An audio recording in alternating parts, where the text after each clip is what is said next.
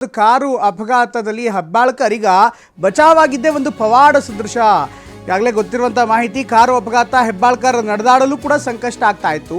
ಹೆಬ್ಬಾಳ್ಕರ್ ಆಸ್ಪತ್ರೆಗೆ ಶಿಫ್ಟ್ ಆಗಿದ್ದಾರೆ. ಈಗ ಕಾರ್ನಿಂದ ಇಳಿಯೋದಕ್ಕೆ 3 ನಿಮಿಷ ತೆಗೆದುಕೊಂಡಿರೋದ್ರ CCTV ದೃಶ್ಯಗಳು ಕೂಡ ನಡೀತಾ ಇದೆ, ಈಗಾಗಲೇ ಬರ್ತಾ ಇದೆ. ಕಾರ್ನಿಂದ ಇಳಿಯಲು 3 ನಿಮಿಷ ತೆಗೆದುಕೊಂಡಂಥ ಹೆಬ್ಬಾಳ್ಕರ್ ಬೆನ್ನಿನ L1 L4 ಮೂಳೆ ಮುರಿತವಾಗಿದೆ ಅನ್ನುವಂಥ ಮಾಹಿತಿ ಈಗ ಲಭ್ಯವಾಗ್ತಾ ಇದೆ.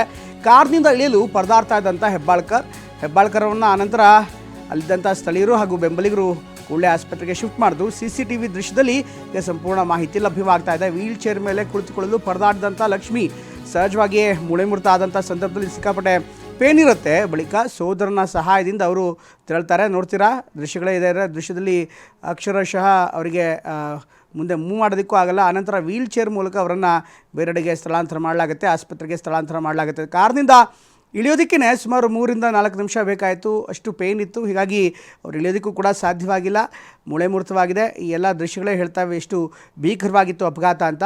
ಇದರ ಜೊತೆಗೆ ಆ ಘಟನೆ ನಡೆದಂಥ ಸ್ಥಳದಲ್ಲಿ ಬೆಂಬಲಿಗರು ಕೂಡ ಇದ್ದರು, ಅವ್ರ ಸೋದರ ಇದ್ದರು, ಎಲ್ಲರೂ ಕೂಡ ಇದ್ದರು. ಈ ಸಂದರ್ಭದಲ್ಲಿ ಕಾರ್ನಿಂದ ಇಳಿಯೋದಕ್ಕೂ ಕೂಡ ಸಾಧ್ಯವಾಗ್ತಾ ಇರಲಿಲ್ಲ.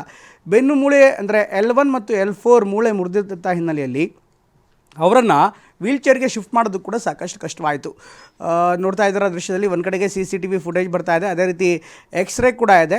ಇದು ಲಕ್ಷ್ಮೀ ಹೆಬ್ಬಾಳ್ಕರ್ ಅವರ ಮೂಳೆ ಎಕ್ಸ್ರೇ ಮಾಡಿದಂಥ ಸಂದರ್ಭ, ಬೆನ್ನನ್ನು ಎಕ್ಸ್ರೇ ಮಾಡಿದಂಥ ಸಂದರ್ಭದಲ್ಲಿ ಕಂಡುಬಂದಂಥ ಚಿತ್ರಣ.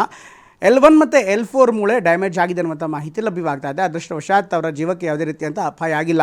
ಅಲ್ಲೊಂದು ಮರ ಇತ್ತು, ಹೀಗಾಗಿ ಮರ ಇದ್ದಂಥ ಪರಿಣಾಮ ಕಾರು ಪಲ್ಟಿ ಆಗೋದನ್ನು ತಡೆ ಹಿಡಿತು. ಇಲ್ಲವಾದಲ್ಲಿ ಈ ಒಂದು ಅಪಘಾತ ನಿಂತು ಇನ್ನಷ್ಟು ಗಂಭೀರವಾಗುವಂಥ ಸಾಧ್ಯತೆ ಇತ್ತು ಅಂತ ಹೇಳಲಾಗ್ತಾ ಇದೆ. ಇನ್ನು ಕಾರ್ನಲ್ಲಿದ್ದಂಥ ಲಕ್ಷ್ಮೀ ಹೆಬ್ಬಾಳ್ಕರ್ ಅವರ ಬೆನ್ನಿನ ಮೂಳೆಗೆ ತೀವ್ರವಾದಂಥ ಗಾಯವಾಗಿದೆ.